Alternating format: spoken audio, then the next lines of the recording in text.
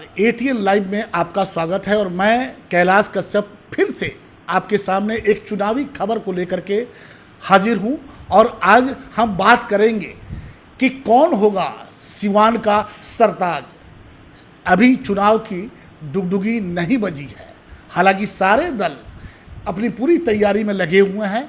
हो सकता है कि 2-4 दिनों में चुनाव आयोग चुनाव की अनुशंसा कर दे और उसके बाद से चुनाव की तारीखें तय हो जाएंगी। लेकिन जो एक जब तक प्रत्याशी तय नहीं होते हैं तब तक जो एक बवंडर सा मचा हुआ है हर क्षेत्र में, हर विधानसभा क्षेत्र में कि कौन होगा इस क्षेत्र का प्रत्याशी। कुछ यही हाल सिवान सदर से भी है, जहां से लगातार 3 बार बीजेपी ने इस सीट पर कब्जा किया और व्यासदेव प्रसाद लगातार तीसरी बार हैट्रिक मारते हुए वो अपनी जीत सुनिश्चित किए हुए हैं। लेकिन इस बार ऐसा लग रहा है उनके जो स्वास्थ्य जो दिखाई दे रहा है, उनके स्वास्थ्य को लेकर के बहुत सारी चर्चाएं हो रही हैं कि वो उनके स्वास्थ्य ठीक नहीं है।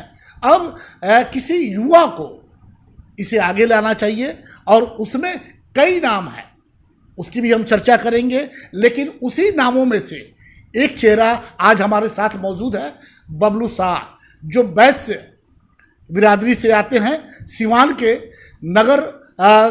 नगर परिषद के उप सभापति भी हैं और लोगों में अच्छी खासी उनकी पकड़ भी है। और इसको लेकर के बबलू शाह ने इस बार सिवान विधानसभा सीट से अब पूरी तरीके से उन्होंने तैयारी की है कि वो चुनाव लड़ेंगे। पार्टी उन्हें पार्टी से भी टिकट मांग रहा है, लेकिन अब देखना होगा कि पार्टी उन्हें अपना प्रत्याशी बनाती है कि क्या होता है। लेकिन इस पूरे चुनाव पे हम बातचीत करेंगे बबलू शाह जी से कि बबलू जी, कैसा लग रहा है कि जैसे आपने अभी चुनाव की तारीखें तय नहीं हुई है और ये पूरा खबर फैला हुआ है कि बबलू शाह चुनाव लड़ेंगे, तो क्या लगता है कि पार्टी आपको अपना प्रत्याशी बनाएगी या फिर ऐसे ही जैसे पहले होता रहा है? नमस्कार, मैं आपके चैनल से माध्यम से बताना चाहता हूं कि आदरणीय व्यासदेव प्रसाद 5 बार चुनाव लड़े, 2 बार हारे और 3 बार जीते। उनको पैरालिसिस 2018 में मारा था। वो अस्वस्थ हैं, काफ़ी अस्वस्थ हैं, वो आदरणीय हैं।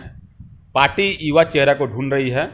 पार्टी ने कहा कि भाई युवा चेहरा कोई आगे आए, इसीलिए हम लोग दिन रात एक करके पार्टी का काम कर रहे हैं, लोगों के बीच जा रहे हैं लोग और लोगों को बता रहे हैं लोग कि पार्टी को जिताना है, हर एक बूथ पे पार्टी को जिताना है, राजद को हराना है और बीजेपी को जिताना है। इस माध्यम से हम लोग बूथों पर जा के मास्क और सैनिटाइजर बांट रहे हैं लोग, ताकि कार्यकर्ता भी अपना सुरक्षा करे और पार्टी को जिताए। इसी कड़ी में हम लोग पार्टी से अपना बायोडाटा भेजे हुए हैं। पार्टी ने आश्वासन दिया है कि आप लगिए, आप व्यवसायिक प्रकोष्ठ के संयोजक भी हैं, नगर परिषद के आप उप सभापति भी हैं और लगातार विश्व हिंदू परिषद बजरंग दल से मैं काम करता आ रहा हूं और कई वर्षों से सक्रिय कार्यकर्ता के रूप में भाजपा में जुड़ा हूं। इसलिए पार्टी ने बोला कि आप लगिए, जरूर आपको पार्टी ध्यान देगी, इसलिए मैं लगा हुआ हूँ। बबलू जी, एक सवाल उठता है कि व्यासदेव प्रसाद जो सदर विधायक हैं बीजेपी के, उनकी उम्र कितनी होगी?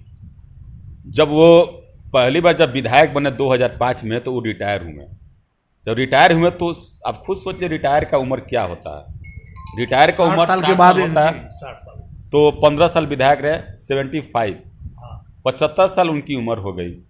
अब हमारे श्री नरेंद्र मोदी जी, आदरणीय प्रधानमंत्री जी, इस कोरोना जैसे महामारी में कहते हैं कि भाई जिनकी उम्र 60 तो आपने तो कहा कि वो 5 बार चुनाव लड़ चुके हैं, 2 बार हारे हैं, 3 बार जीते हैं, तब तो 25 साल का ना, वो 60 साल और ये 5 टर्म, तो ये 25 साल का अंतर। नहीं, मेरा कहना है जब जीते तो जब रिटायर हुए वो, अच्छा, 2005 में जीते, रिटायर हुए, तब ठीक है। तो अब 60 अब 15 75 साल।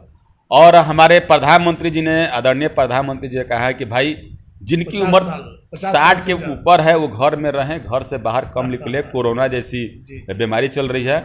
सबको हिदायत दे रहे हैं। हम लोग भी घूम प्रचार कर रहे हैं कि जिनकी उम्र 60 से ऊपर है जिनको बीमारी है, हार्ट का बीमारी है, शुगर है, वो घर के अंदर रहें, ताकि कब कोरोना के चपेट में कौन आ जाएगा कोई नहीं चाहते हैं, नहीं जानता है। हमारे विधायक जी आदरणीय हैं, हमेशा आदरणीय रहेंगे, उनकी उम्र दीर्घायु हो, वो हमारे मार्गदर्शन बन कर रहेंगे, मार्गदर्शन है, हमेशा मार्गदर्शन देते हैं, तो हम लोग घूम रहे हैं पार्टी की तरफ से।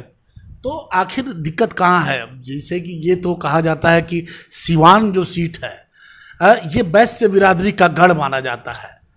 बिना वैश्य के आप कोई पार्टी नहीं जी। आज अगर बीजेपी लगातार 3 बार हैट्रिक मारी है तो उसका सीधा श्रेय जाता है वैश्य बिरादरी को।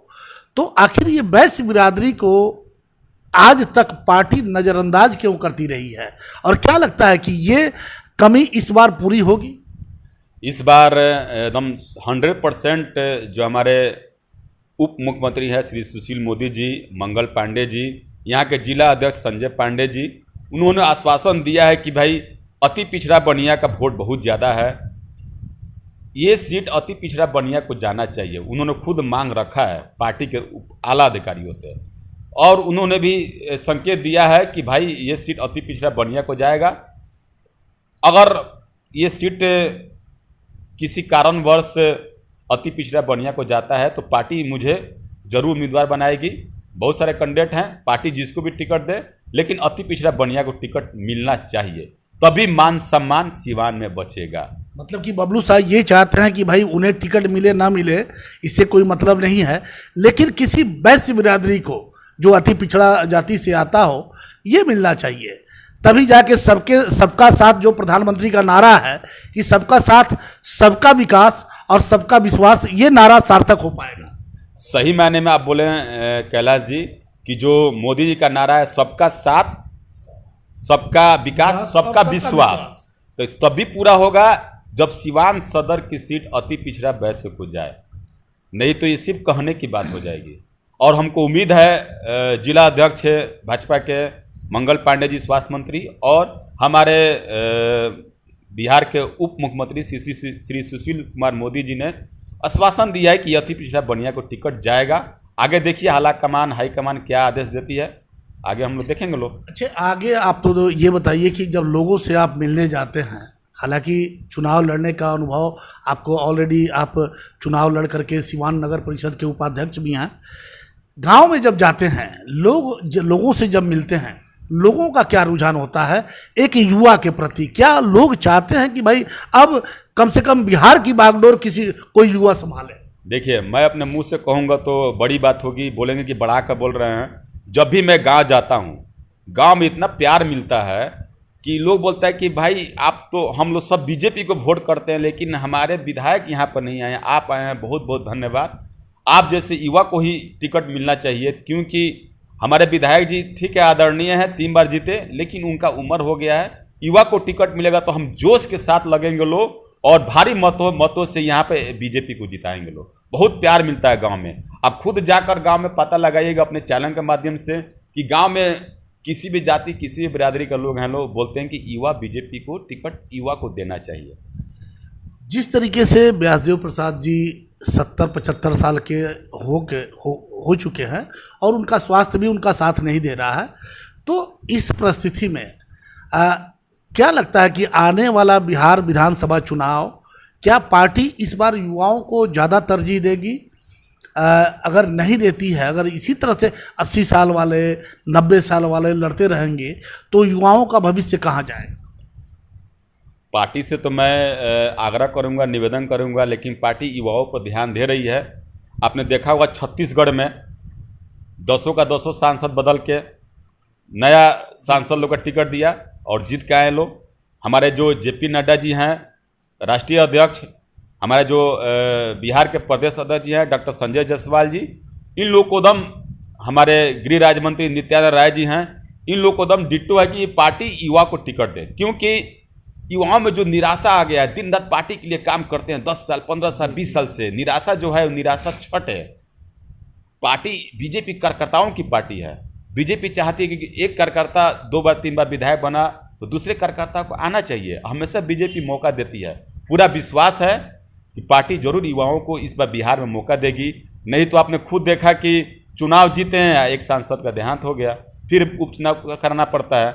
उपचुनाव में पता नहीं क्या होगा, ऐसा नहीं हो कि चुनाव जीते लो, हमारे आदरणीय लोग, बुजुर्ग लोग, फिर उनका देहांत हो जाए, फिर उपचुनाव करना पड़ता, फिर से जनता पर लोड पड़े और सरकार का खर्चा बढ़े।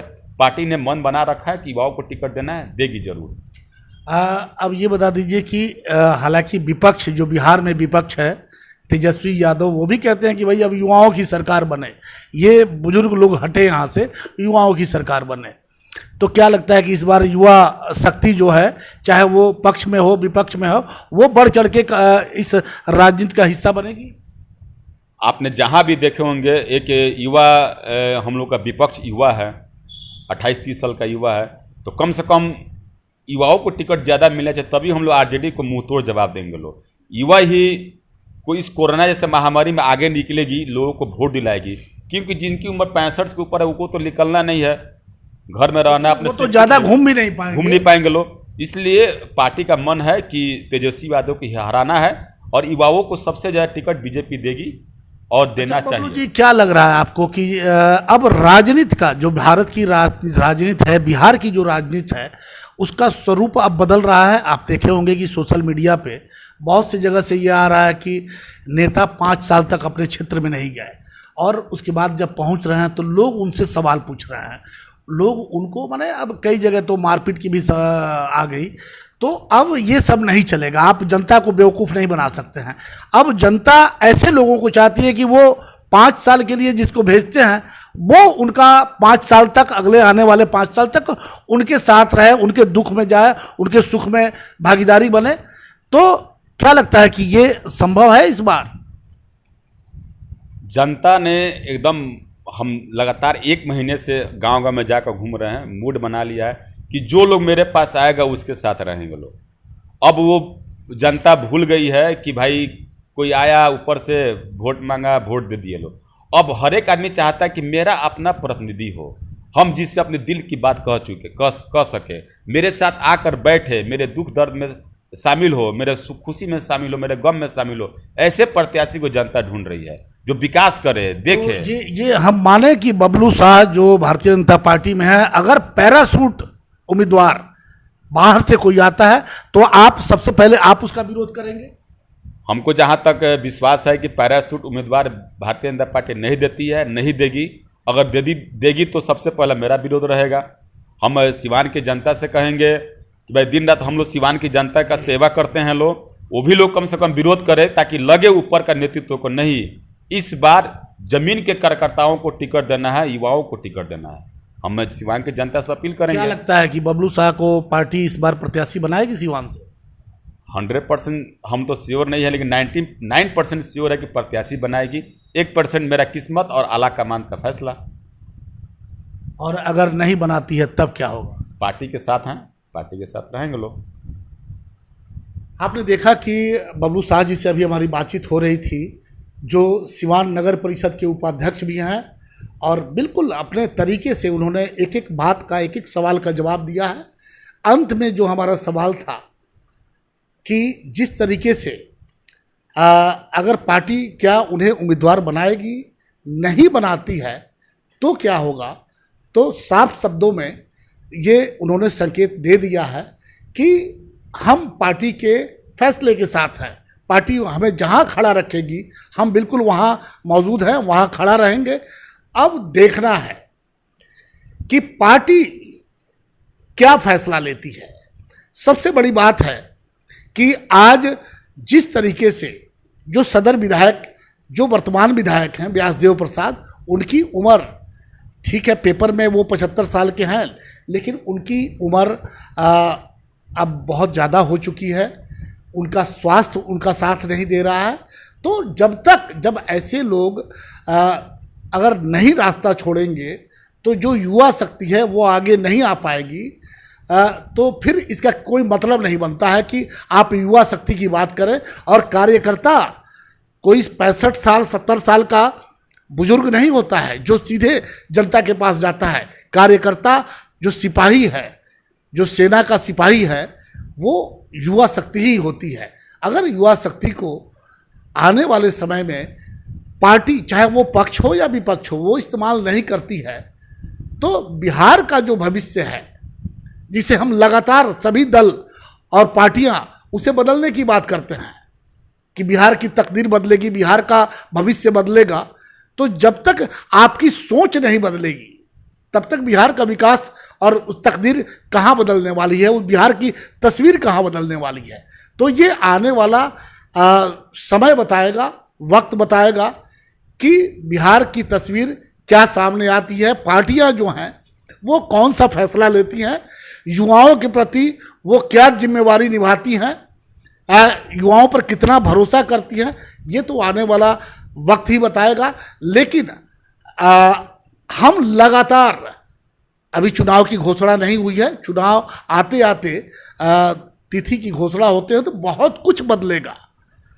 तो हम लगातार ATN लाइव आपको सिवान से या सिवान से बाहर जो 8 विधानसभा क्षेत्र हैं सबकी एक एक जो खबर है वो हम आप तक पहुंचाने का प्रयास करते रहेंगे।